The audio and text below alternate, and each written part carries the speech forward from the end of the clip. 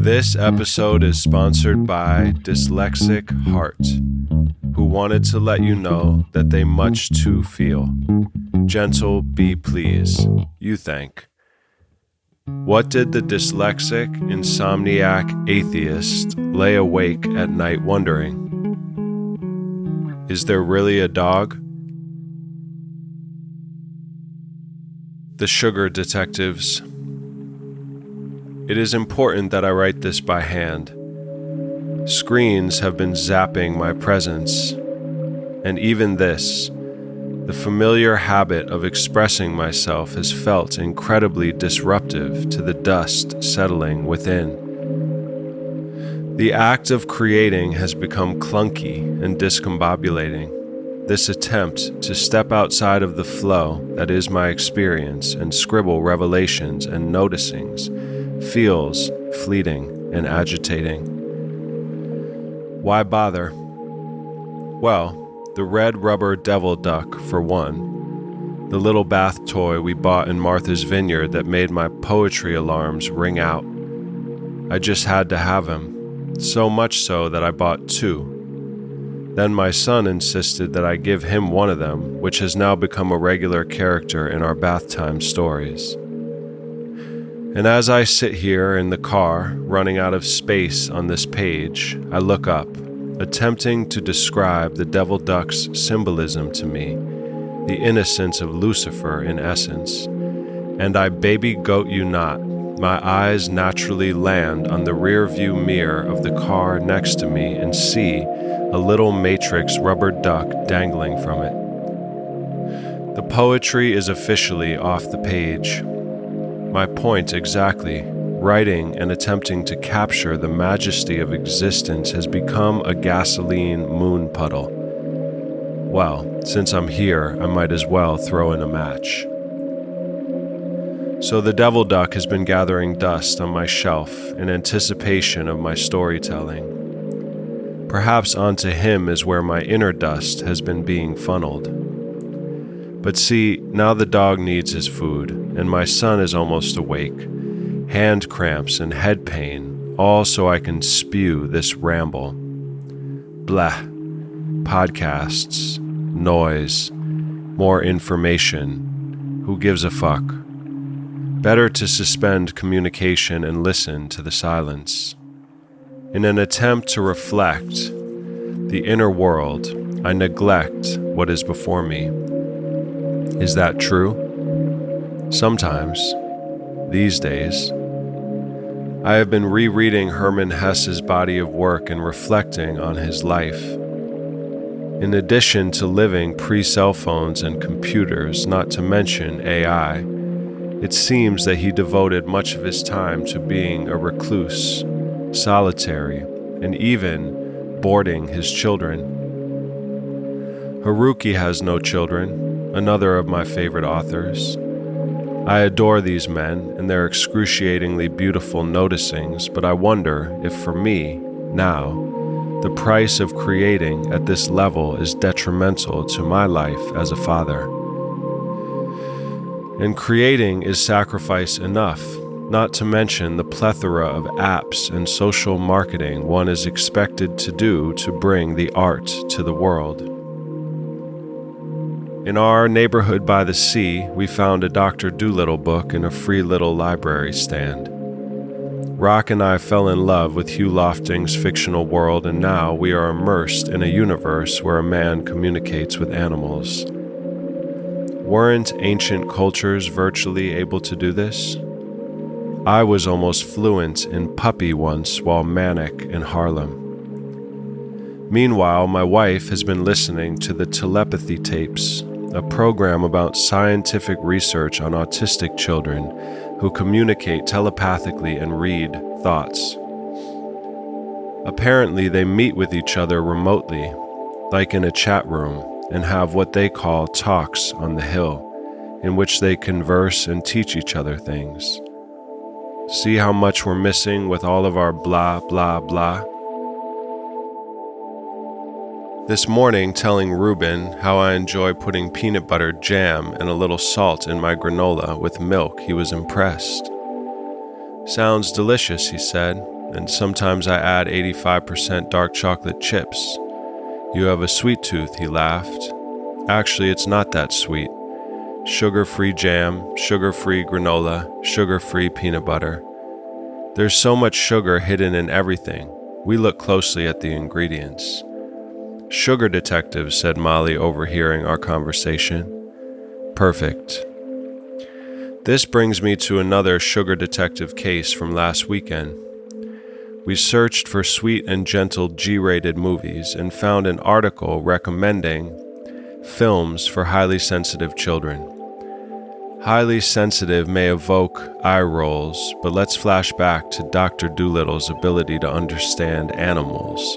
I imagine this requires extreme attunement, aka sensitivity. Side note, I fell for the two-headed push-me-pull-you creature in his book, but Molly debunked my belief with a quick web search. Anywho, we landed on A Bug's Life, a G-rated movie, only to experience a film full of bullying, violence, cruelty, mean language, war, and a terrifying creature on a leash reminiscent of a beast from a horror film. This is common with almost all children's films, other than Winnie the Pooh and a handful of others. I'd rather you say fuck than shut up, I told Rock. Well, that's all for now. Time to take Rock to Taekwondo. I almost stayed back to continue pontificating, but fuck that. I'll leave you with 2 quotes from HEARSE and a poem from a recent book I've been conjuring. And then Kevin will bring us out with a little tune and a word from our eternal brother, Taylor. HEARSE writes, I wonder whether all this painting business has any real value, Lewis said on Mount of Olives, lying naked in the grass, his back red from the sun. You know we only paint for lack of anything better to do, my friend. If you always had the girl you like best on your lap at the moment, and your favorite soup in your plate, you wouldn't bother with this senseless, childish game. Nature has 10,000 colors, and we've taken it in our heads to reduce the spectrum to 20. That's what painting is. We're never satisfied, and on top of everything else, we have to help the critics earn their living. I wish I were in a cherry tree, and the cherries were growing into my mouth, and just above me on the ladder stood the suntanned, spirited girl we met this morning. Klingsor, give up painting. I'm inviting you to a good meal in Laguno. It's getting to be about time. And another quote. In the gray darkness of the rain, above the nocturnal lake, the drowning man saw the drama of the world mirrored and represented. Suns and stars rolled up, rolled down. Choirs of men and animals, spirits and angels stood facing one another, sang, fell silent, shouted. Processions of living beings marched toward one another, each misunderstanding himself, hating himself, and hating and persecuting himself in every other being. All of them yearned for death, for peace. Their goal was God, was the return to God and remaining in God. This goal created dread, for it was an error. There was no remaining in God. There was no peace. There was only the eternal, glorious, holy, being exhaled and inhaled, assuming form and being dissolved, birth and death, exodus and return, without pause, without end. And therefore there was only one art, only one teaching, only one secret. To let yourself fall, not to resist God's will, to cling to nothing, neither to good nor evil. Then you were redeemed. Then you were free of suffering, free of dread. Only then. But wait, there's so much more. Yesterday after Rock's Taekwondo, feeling my pupils dilating, Notifications that Los Angeles is on fire. Creative agitation, something in the air, embers and strong winds, inside and out. Finally in bed, rock excited because Baba arrived later after evacuating the Inferno zone. Finishing the final pages of Hesse's little book, Klingsor's Last Summer. I wish I could transfer the inky magic directly into your soul. Perhaps if we get invited to a talk on the hill someday, I can.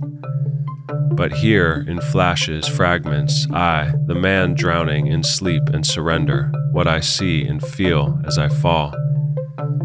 The astrologer telling doom-drunk Klingsor that in the work of an hour, a single intensive hour with clenched teeth, one can be through with melancholia forever. Klingsor telling him that his fate is to suffer and communicate these heartstring chords. Klingsor shooting cannons of paint and wine at death.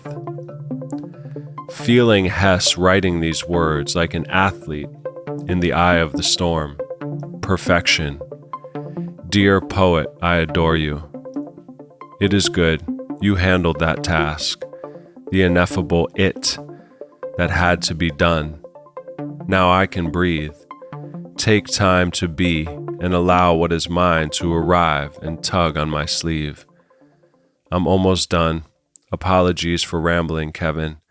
Now you have to go and score this outpour. Perhaps an organ and some humming, doo-wop guillotine music. Happy blues, dyslexic clocks. And as I approach the final pages, this quote from my angel brother Hesse. He writes, "But what for? What were all these sheets smeared with color for? Why all the toil, all the sweat, all the brief, drunken lust of creativity? Was there redemption? Was there tranquility? Was there peace? And now the poem I couldn't help but write. There will be time. Live now. Liquefy your findings. Wiffle ball afternoons, him and I. Pillow bases. Birds in the house. Juju got one. Didn't see how. Was dead when we arrived. Imagine he shook it, vigorously, like his toys. Instincts. Royal rat-catching lineage. I, too, like him, catching visions. Leaving windows open. Bait. Waiting. Sick of that. No novel seems enticed to fly in here. Anyway, what for? Hesse already bled that intricate beauty. Read him, meet Klingsor, and welcome your inner Wagner. But me, not now. Yesterday, feeling fidgety for the first time in months, weeks, I sat to write, hunched, desperate puppet, swimming upstream against ventriloquist's command. Most likely misspelled that V word. Freedom to be able to spell check rebel, handwritten, laborious. Year of the snake. California's on fire. Perhaps my father's house is gone. He'll call soon. It's a rental, but his stuff. Another shell. Stuff. Skin. Reading Hesse's last pages of an obscure novella, Pangs of Tenderness, my God. How did he reach a state in which to write these sacred words? Oh well, he's my brother, big and little. We are of the yarn ball, hers. There will be time. Live now. Exercise your silence. A violet sage approaches. What are you going to give me for my gems? What if I give you nothing for them? Well, then you've given me nothing and I don't want anything. Then You said you want a spiritual challenge. Then just give them away and just don't have anything. See what that's like, starting over from scratch with nothing. So Find a new my dragon. question is then I'm giving money. you a challenge. Well, then Money Man, what do you do? I guess I create games for people. And what's the intention of the games? There's no intention. It's just games that make them question reality. So you're a maze maker, I think we make our own mazes. but you make mazes for everybody. I make floods and focus on creating a real environment of sink or swim. You're the one who's supposed to come up with your own raft. You know there's only so much time that I can hold this light. There's a war inside my skull on the pillow most every night. And it feels like they keep bringing on my vibe. Impersonate